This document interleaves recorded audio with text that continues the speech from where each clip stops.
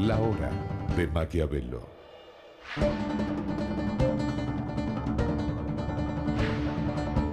Para conocer a los que están detrás del poder.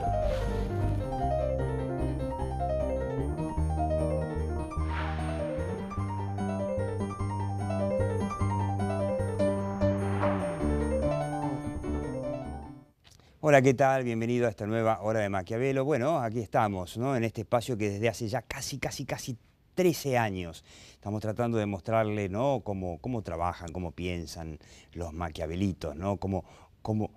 ¿Qué hay detrás de la opinión pública?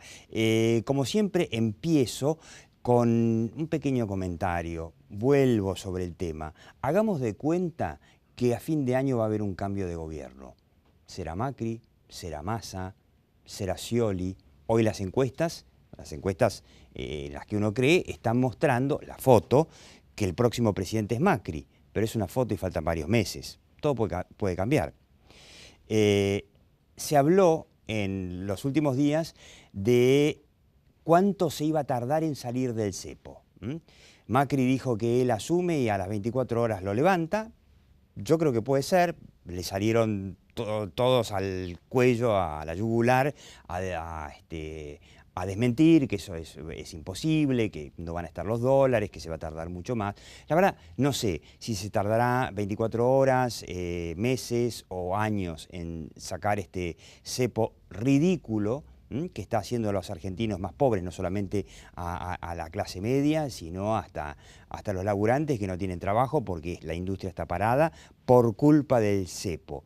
Pero, ¿quiere que le diga cuál creo yo que va a ser el cepo más complicado de todos? No es el cepo cambiario, sino el cepo de la opinión pública. Tuvimos en la hora de Maquiavelo esta encuesta que hizo hace unos meses el Pew Research Center, a ver si podemos verla, es un instituto norteamericano académico muy prestigioso que hizo esta encuesta en 36 países sobre el apoyo que tiene la economía de mercado como sistema hecho en base a una pregunta muy simple para gente simple, ¿no? Si mucha gente va a estar mejor mediante una economía de mercado, a pesar de que alguna gente va a ser más rica y otra va a seguir siendo pobre, si usted lo prefiere eso, a un sistema comunista, por supuesto, a ver qué decía la gente, ¿no? Y vamos a hacer un rápido repaso. En los países desarrollados, el más procapitalista es Corea del Sur, lo cual es bastante comprensible porque los coreanos del sur tienen a Corea del Norte todavía ahí como patética comparación. 78% de los coreanos del sur contra 20% son capitalistas. Alemania, otro ejemplo, 73-25%, por supuesto, Alemania es el país que vivió durante décadas con la Alemania comunista. Después Estados Unidos, el tercero. ¿Cómo no va a ser procapitalista Estados Unidos? 70-25%. Y así vamos bajando. Los únicos tres países que están más equilibrados, digamos, son Grecia, Japón y España. En Grecia acaba de asumir un gobierno de izquierda, 47 procapitalistas, 50 en contra, Japón 47-51 y España 45-51. El promedio de los países desarrollados 30-63. Pasemos ahora a los países en desarrollo, en donde está Argentina, por supuesto, ¿no? Ya lo habíamos visto, el país más capitalista del mundo, Vietnam, 95-3. Vietnam, ese país que le ganó una guerra a Estados Unidos para imponer el comunismo, hoy es mucho más procapitalista que Estados Unidos, ¿no? Y le sigue China comunista, con 76 por el capitalismo o por la economía de mercado contra 18. Bueno, y así vamos bajando. Tenemos ejemplos, incluso ejemplos notables. Venezuela, la Venezuela de Maduro, 67 a favor de la economía de mercado contra 28. O sea, en la economía de Maduro donde ya, obviamente, en la economía de Maduro donde la gente pasa hasta 6 horas del día haciendo colas para que el Estado te entregue algo para comer o para lavarte las manos. Ese es el éxito del socialismo del siglo XXI que, te insisto, 67% de los venezolanos son procapitalistas. Y vamos bajando, el ejemplo de Brasil, nuestro vecino, 60-35, el ejemplo de Chile, 57-26. La economía de mercado triunfa en todo el mundo, salvo en un país, que es la Argentina, obviamente. En la Argentina tenés un 46% en contra de la economía de mercado y un 33% a favor. Lo mismo, no hace falta seguir, en los países más pobres, digamos el cuarto mundo, en promedio 71% son procapitalistas, 24% son anticapitalistas. ¿A dónde voy con esto? Ese cepo es el más complejo que va a tener el presidente que gane en las elecciones en octubre próximo y pretenda llevar a la economía a una economía más sensata. Llevar a la Argentina a una economía más sensata. No solamente sin el cepo, sino sin ese enorme déficit fiscal que es lo que está generando la inflación y que si no se lo combate nos garantiza que tendremos inflación por generaciones, como ya tuvimos. Mientras en el mundo, en Brasil, por ejemplo, se espantan cuando la inflación les pasa del 5 al 7%, acá estamos con un 30, 40 y si no se combate ese enorme déficit fiscal, tendremos estos niveles de inflación nosotros, nuestros hijos y nuestros nietos. Entonces alguien va a tener que agarrar ese cepo mental que tiene la Argentina contra el capitalismo después de 13 años de kirchnerismo y romper ese cepo antes que romper el cepo al dólar. En esta hora de Maquiavelo lo que vamos a ver es una encuesta sobre la desilusión generalizada de la Argentina con el tema Nisman. Y bueno, la pregunta, ¿no? ¿Lo mataron de nuevo a Nisman? Quédate. La hora de Maquiavelo.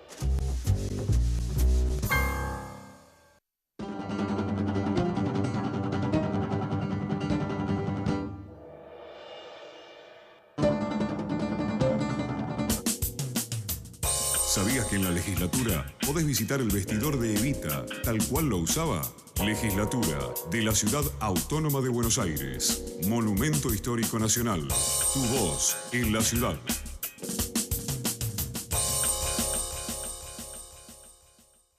Aprender es mucho más que estudiar. Universidad Abierta Interamericana. www.uay.edu.ar. El futuro sos vos.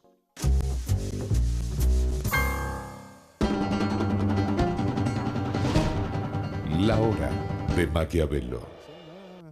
No, estamos con Alejandro Fargosi, que bueno, es ex consejero de la magistratura, que es ese órgano nuevo que designa y castiga a los jueces, o sea, central, la institución central de la justicia argentina, un hombre vinculado al PRO. Me comentabas recién, ¿no? Qué impresionante el estado de opinión pública anticapitalista de la Argentina, ¿no? El tema es Goebbels. En el fondo estoy convencido que es Goebbels. ¿Qué quiero decir con esto? El kirchnerismo ha estado batiendo el parche durante 12 años con la plata de todos, predicando las bondades del Estado, de un Estado inútil. Primero, a mí no me gusta hablar del Estado porque el Estado es una entelequia que no existe. El Estado son los gobiernos. De hecho... Sí, además cuando dicen la plata va al Estado, sí, pero el Estado son bolsillos de privados. Exactamente. Entonces, ¿qué es lo que hacen? ¿Cuál es la experiencia que tenemos con los gobiernos en la Argentina? En toda la historia argentina reciente y sobre todo en los últimos años. Yo quiero que me digan qué hizo bien. O sea, ¿funciona bien Aerolíneas? ¿Funciona bien la policía? ¿Funciona bien la salud pública? ¿Funciona bien la educación pública? ¿Qué funciona bien? ¿Por qué tipo de misterio psicológico creemos que la actividad económica va a estar bien hecha por un Estado o por un gobierno que no hace nada bien? El ejemplo extremo lo tenés en Venezuela, en donde el Estado finalmente estatizó prácticamente toda la distribución y casi toda la producción de alimentos y nadie come.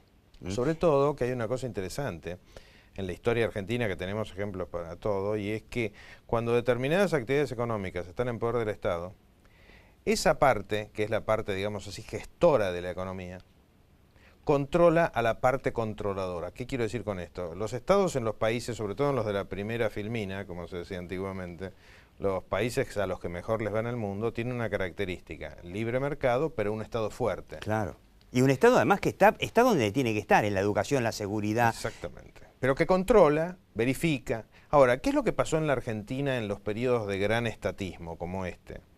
Manda mucho más el gerenciador de la empresa que el funcionario gerenciador, que el funcionario controlador. Claro, de hecho el kirchnerismo, con el enorme aumento del Estado, que hay que verlo económicamente, el Estado pasó de aproximadamente un 30% de la economía a un 50% de la economía. O sea, es un Estado tan grande como el de Suecia o más, Sí.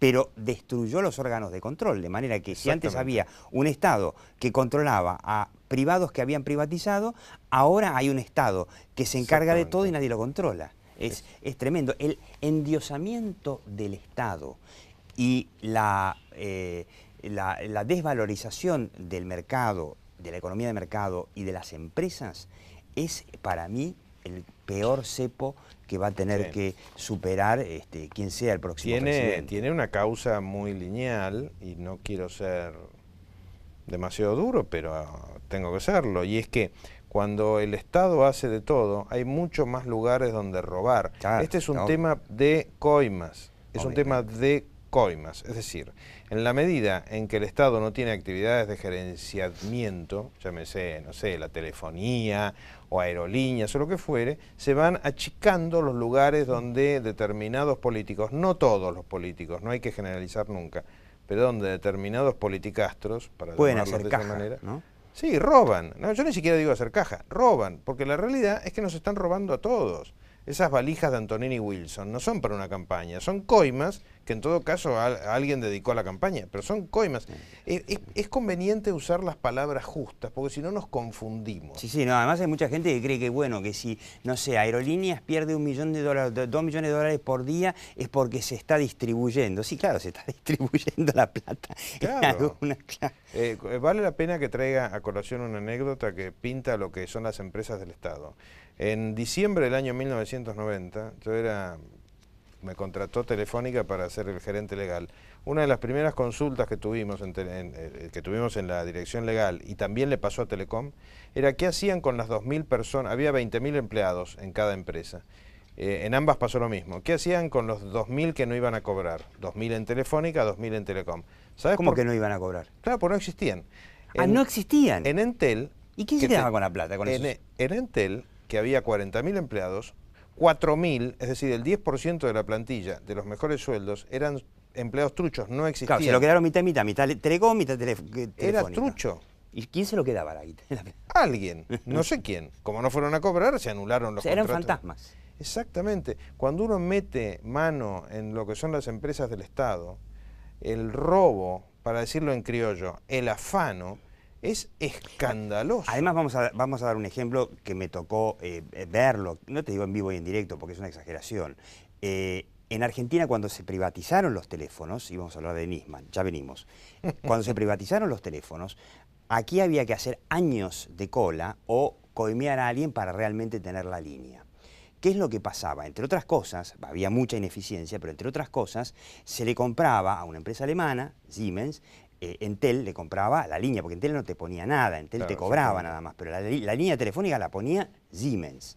Y Siemens le cobraba a Entel más de $1.000 por tirar una línea. En todo el mundo, Siemens cobraba por la misma tarea $400. Sí. Cuando llegaron los fulanos de Telefónica, de Telecom, ¿a quién usaron para poner las líneas? A Siemens. Pero la diferencia, que a Siemens le cobraba a Telefónica, a Telecom, lo mismo que le cobraba en Europa, que eran franceses los de Telecom, españoles los de Telefónica, $400. Exactamente. Esa es la diferencia entre una empresa estatal y una empresa privada. Totalmente. Por cada línea, $600, que era mucha guita en ese momento, de diferencia. O sea, además de ineficiencia, la gente de Siemens se llevaba una guita bárbara que por supuesto no se la quedaba solamente la gente de Siemens. Pero el tema tiene mucho que ver con lo de Nisman, porque en el fondo todo eso era coimas.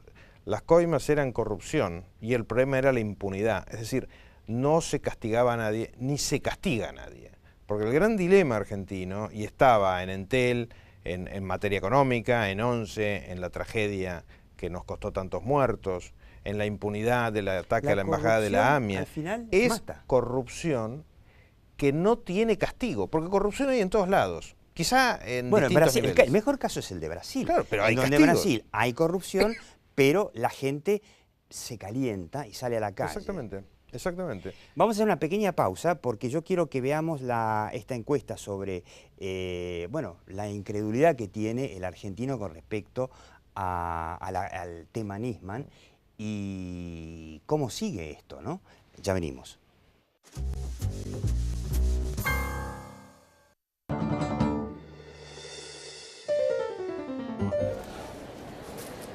Ahí va.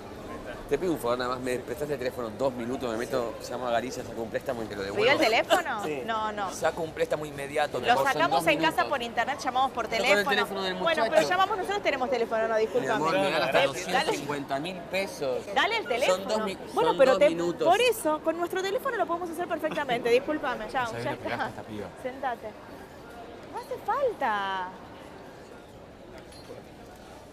ExxonMobil, líder en tecnología para la operación segura y eficiente de recursos no convencionales de gas y petróleo, está contribuyendo con el progreso del país desde sus operaciones en la provincia de Neuquén. Crecer es brindar oportunidades. Crecer es motivar el desarrollo de la gente. Crecer es promover la cultura y el deporte. Queremos seguir creciendo junto a vos. Banco Ciudad. Te quiere ver crecer. 0822 20400. bancociudad.com.ar.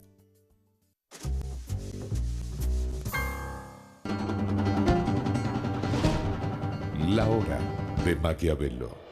Bueno, estábamos hablando de economía, corrupción y privatizaciones con Alejandro Fargosi, pero la pregunta que nos hacemos es, esta semana, la famosa Sala 1, de la que comentamos que tenía una suerte de 125 por la famosa resolución 125 en sus manos, que era aceptar o no aceptar la denuncia de Nisman, que fue también la denuncia del fiscal Polichita después de muerto y la denuncia del fiscal Moldes. Bueno, previsiblemente desestimó la denuncia sin siquiera investigar. Entonces, primero quiero que veamos esta encuesta de Giacobbe sobre qué opina la gente sobre el tema tan grave de un fiscal que murió la noche anterior a explicar en el Congreso por qué la Presidenta de la Nación, el Canciller y otros personajes son sospechosos de haber encubierto al terrorismo de Estado iraní que mató a 85 argentinos, nada menos, nada menos. Si la muerte del fiscal Nisman le hizo cambiar su voluntad inicial de voto, hay 4% que dice que no, 9% que dice que sí y el 82% que no cambió, con lo cual podríamos decir el efecto del punto de vista electoral no fue grande, hay, pero no fue grande. ¿Cuándo cree usted que se sabrá la verdad sobre la muerte del fiscal Nisman? Una muy buena pregunta para la Argentina porque el nunca es de 60%, nunca. Y dentro de muchos años, 15%, así que entre los dos estaríamos hablando de que 3/4 parte de los argentinos creen que no se va a saber nunca o dentro de mucho tiempo. ¿En quién cree usted en el caso Nisman? ¿Le cree al oficialismo al 10%? Ahí si calculamos que el oficialismo tiene un 30% de votantes, ni la tercera parte le cree al gobierno en el tema Nisman. A la oposición le cree el 17% y el 67% no le cree a nadie. 2/3 de los argentinos no le creen a nadie. Sobre la muerte, ¿no? ¿Cuándo cree usted que se sabrá la verdad sobre el tema de la AMIA, que es lo que en definitiva investigaba Nisman y el tema está ahí dando vueltas desde hace más de 20 años? Bueno, también casi 2/3 cree que nunca. Y un 20% dentro de muchos años. Los argentinos, después de este fallo de la Cámara, los argentinos no creen en nada. Bueno, todo esto fue anterior a la Cámara. Y esto fue anterior. Porque lo de la Cámara fue ayer, Giacobbe debe haber hecho esto hace 10 días. Y es lógico, porque de alguna manera, ¿qué es lo que recoge esta encuesta? Esta encuesta recoge una estadística que no está actualizada porque el gobierno esconde las cifras, pero que de acuerdo a números de hace 3 o 4 años, solo el 98% de los delitos encontraban un culpable que era sancionado. Olvídate. Ahí tenemos Perdón, la dije al revés. Solo el 2%, claro, el 2% va ahí tenemos una foto de aquella marcha de los paraguas, donde cientos de miles, se debate cuántos No, cientos sí, de miles. la policía dijo que eran 10.000. ¿No? Ahí el gobierno habla de 50.000, algunos hablan de 300, 400.000. Yo estuve ahí, la verdad que fue impresionante la cantidad de gente, a pesar de que llovía torrencialmente. Alejandro Fargosi, si esta gente estaba en la calle antes del fallo de la Sala 1 que desestimó la causa, ¿los jueces se animaban a así nomás desestimarla sin siquiera ver si había algo detrás? Permanentemente estoy haciendo el esfuerzo de no caer bajo el influjo kirchnerista de desacreditar a los jueces. Por eso me gusta hablar de fallos. Y parto de la premisa, una premisa digamos institucional, de que los fallos deben ser respetados. El fallo de Rafecas debe ser respetado, el fallo de la Cámara debe ser respetado. Respetado no quiere decir obedecido, porque hay vías de apelación, o sea, la misma institucionalidad. ¿Se puede apelar todavía? Exacto, a eso voy.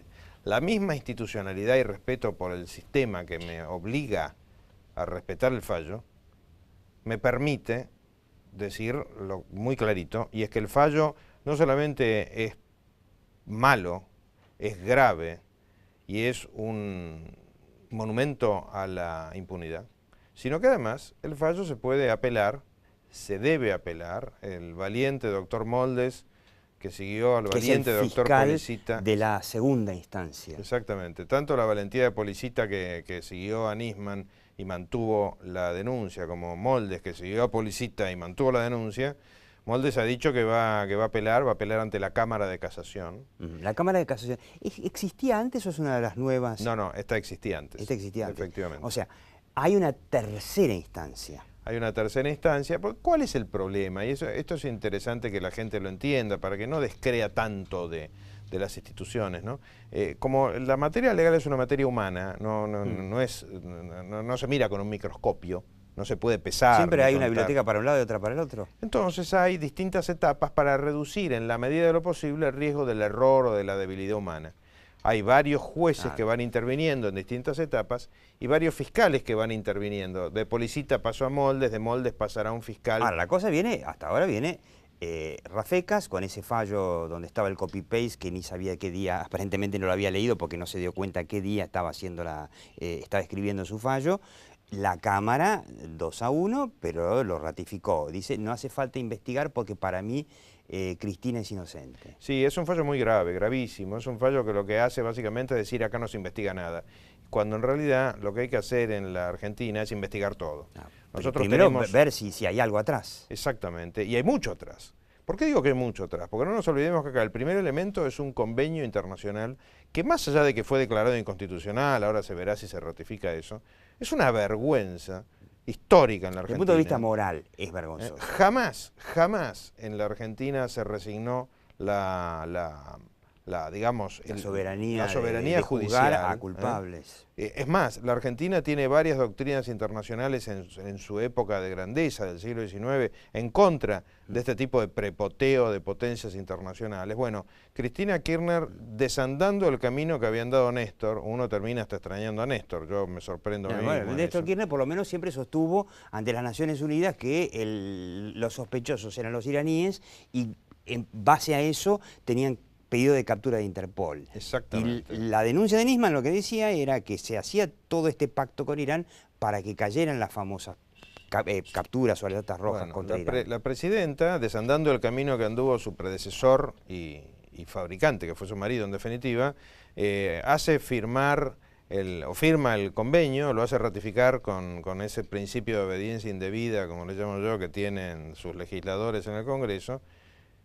Y ahí está el principio. O sea, eso es lo que es inexplicable. A eso le tenemos que sumar las denuncias que han habido últimamente sobre negociaciones que tienen que ver con lo atómico. Lo hizo Terraño en la Argentina, lo hizo la revista Bella. La revista Bella que decía que las famosas valijas de Antonini Wilson, si bien el vuelo venía de Caracas, era plata del gobierno iraní y que el objetivo era obviamente financiar la campaña de Cristina en ese momento, 2007, pero que a cambio de el tema de las alertas rojas más secretos nucleares. Sí, yo querría introducir un pequeño cambio terminológico. Estoy con el tema de la lengua, ¿no? No es plata para financiar la campaña, eso es una coima. Que después el que recibe la coima la usa para financiar su propia campaña es otro tema. Porque uno dice financiar la campaña y parece limpio, y no es limpio, es sucio, es plata sucia, es plata negra, es plata que tendría que haber sido declarada y no lo fue, es plata que tendría que pagar impuestos y no los pagó. O sea, todo eso se llama coima en castellano corriente, porque si no uno entra con estos juegos que convierten el... Sí, hay un lavado de dinero ahí. Es un lavado de dinero, exactamente. Ahora, todo esto no es elemento suficiente. ¿Cómo me dicen, tanto en primera instancia como en Cámara, dos fallos que, repito, respeto porque son fallos judiciales, pero considero que están brutalmente equivocados? ¿Cómo me dicen que no hubo delito? En todo caso, no hubo consumación del delito, pero lo que sí hubo, como dicen los fiscales... Esto se dice, como no llegó a las famosas alertas rojas, no llegaron a caer finalmente, que muchos dicen, bueno, esto fue, digamos, en todo caso una tentativa que no llegó a nada, y una tentativa, en todo caso, no sería delito. Sí es delito la tentativa, sí es delito la tentativa. Ojo con eso, ahí está la gran diferencia. O sea, te agarran delante de un banco con ametralladora, bombas, qué sé yo, y el plano del banco, pero vos lo llegaste a robar y es delito. Por supuesto. Y además, por un momento saquémonos de encima, y a veces está mal que uno lo haga, pero creo que nos tenemos que dar ese permiso, saquémonos de encima los tecnicismos legales. Dejemos de hablar con sentido jurídico, que creo que encima nos da la razón en esto que estamos planteando, y hablemos con sentido común. Nosotros no podemos, en la Argentina del año 2015, con un fiscal que 4 días después de denunciar a la presidenta apareció con un tiro en la cabeza, decir que no hay nada que investigar.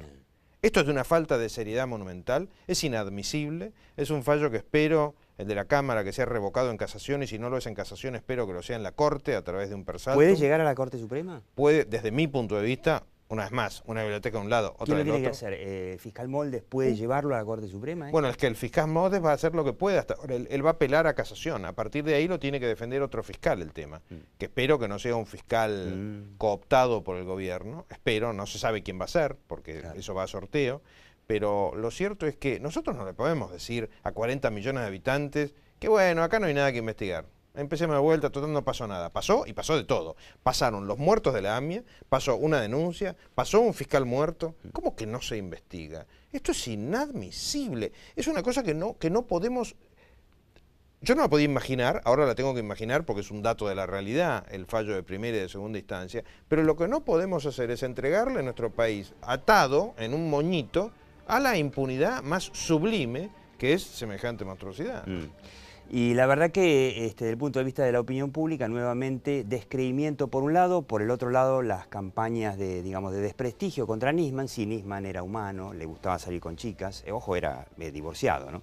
Le gustaba salir con chicas. Primero dijeron que era gay, después se descubrieron que no era gay, que le gustaba la chica. Bueno, funcionaron porque la opinión pública, insisto, si hubiese habido cientos de miles de personas, o después del fallo de Rafecas, o antes de la desestimación de la famosa Sala 1, quizá esto no pasaba.